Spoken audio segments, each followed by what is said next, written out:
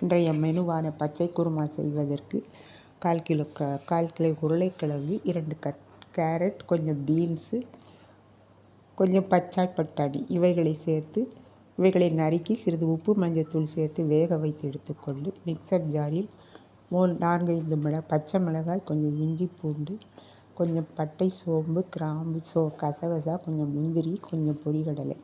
இவைகளோடு 1/4 cup தேங்காய் இவைகளையும் சேர்த்து கருவேப்பிலை, கொத்தமல்லி தழைகளையும் சேர்த்து